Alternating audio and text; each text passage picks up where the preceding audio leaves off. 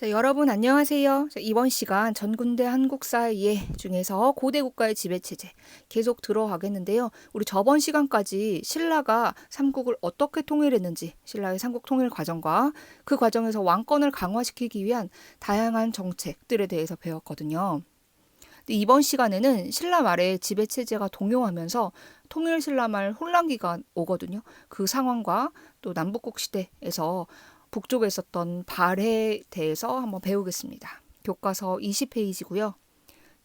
신라 말 지배체제의 동요 시작하겠습니다.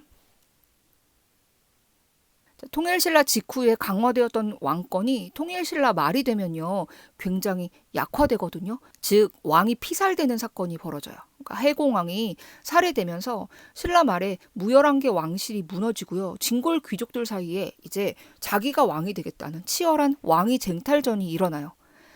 날개에 보면 김원창의 난이나 장보고의 난 같은 다양한 왕위 쟁탈전이 나오거든요.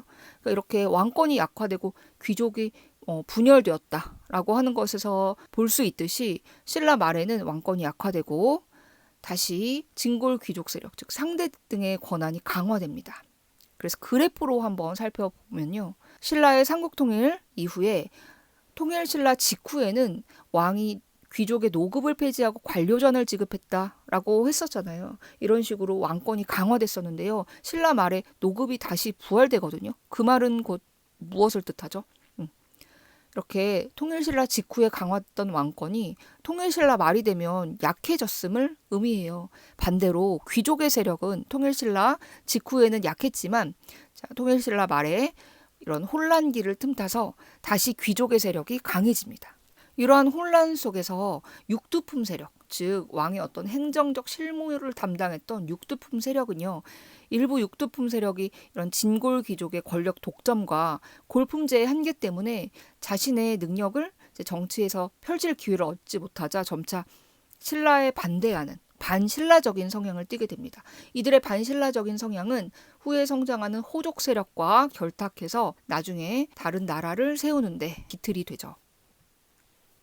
그럼 이 내용을 교과서를 통해서 한번 살펴볼게요. 첫 번째 줄. 8세기 후반, 즉 통일신라 말에요.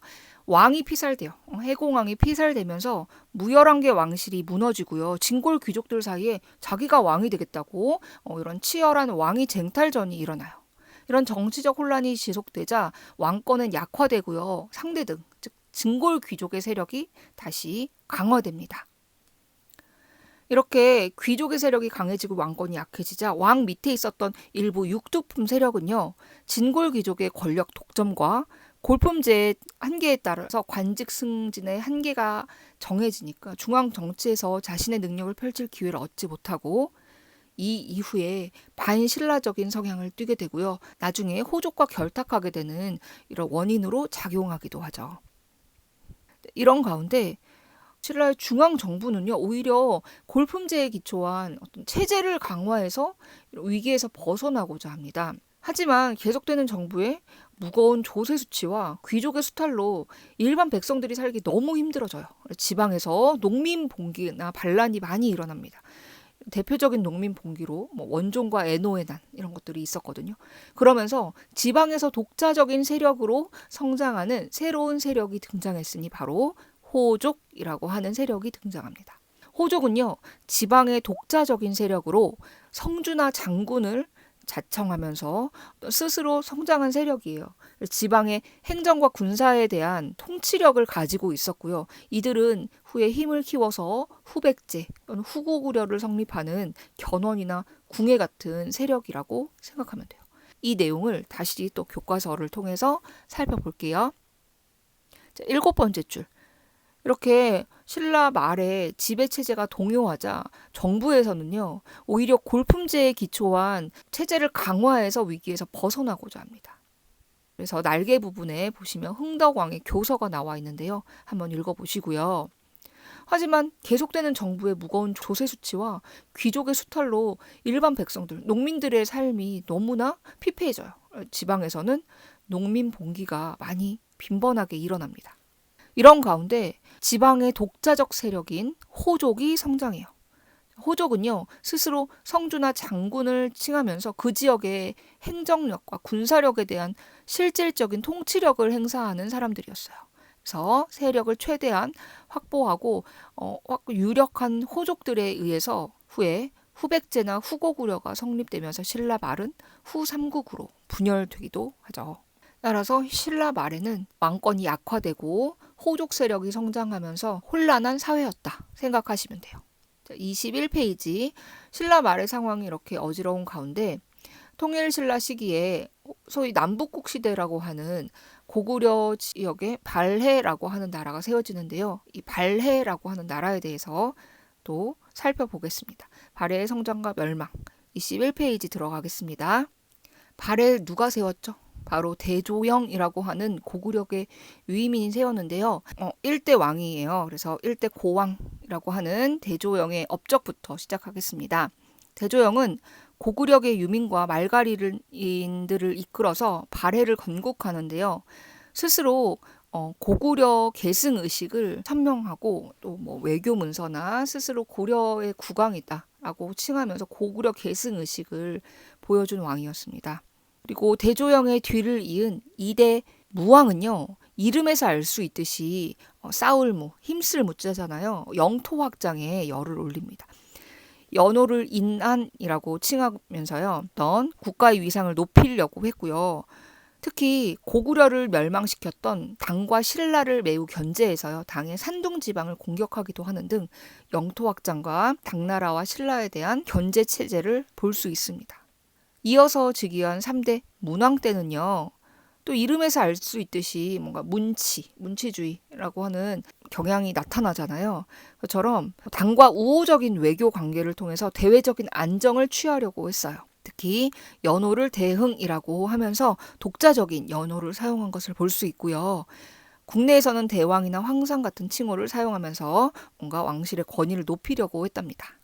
또한 당나라의 장안성을 본따서요. 수도 상경성을 건설하고자 했고요. 그래서 뭐 주작대로가 있다든지 이렇게 당나라의 장안성을 모델로 국가 기틀을 마련하려고 했습니다.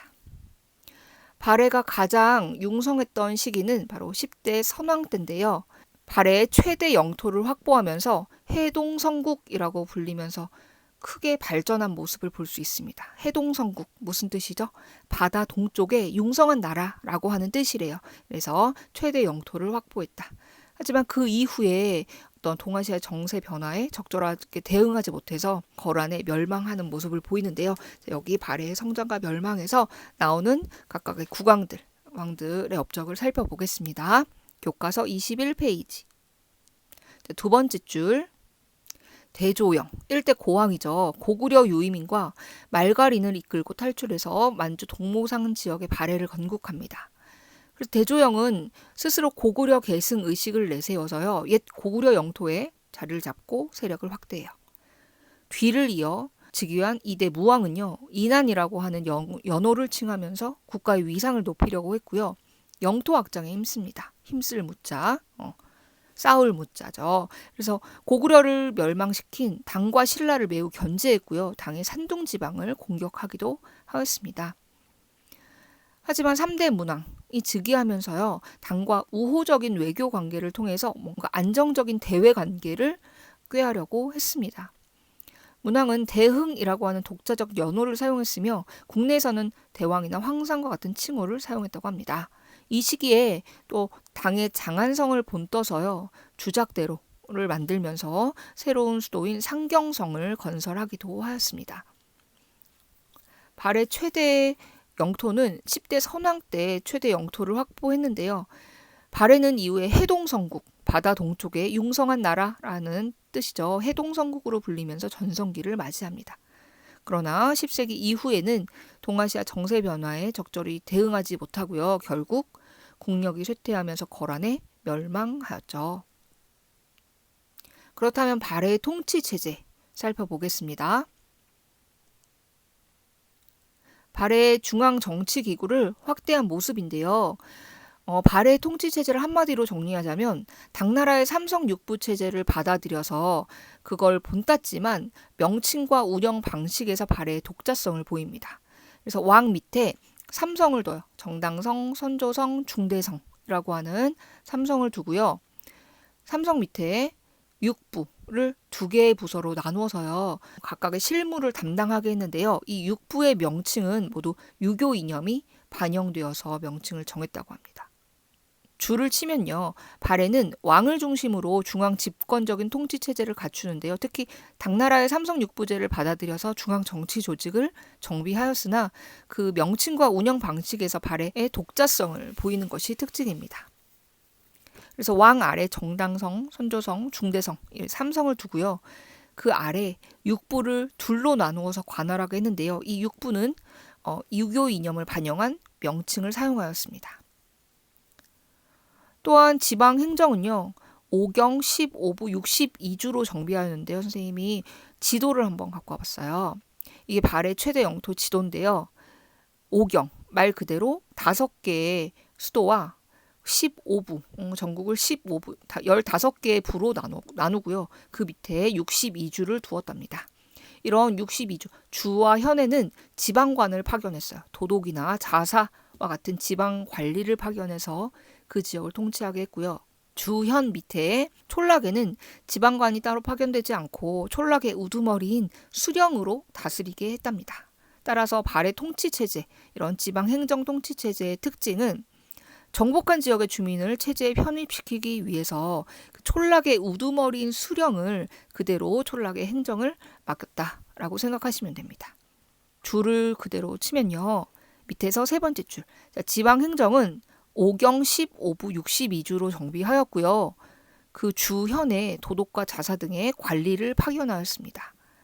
또한 발해는 정복한 지역의 주민을 지배체제에 그대로 편입시키기 위해서요. 촌락을 다스리고 있는 촌락의 우두머리인 수령을요. 중앙 지배층으로 받아들이거나 혹은 이 수령에게 촌락의 행정을 그대로 맡기는 등의 이런 지배체제에 편입시키려고 하는 모습의 특징이다라고 정리해 두시면 됩니다. 신라 말의 지배체제의 동요와 발해의 건국과 발해의 정치체제의 특징에 대해서 배웠는데요. 다음 시간에는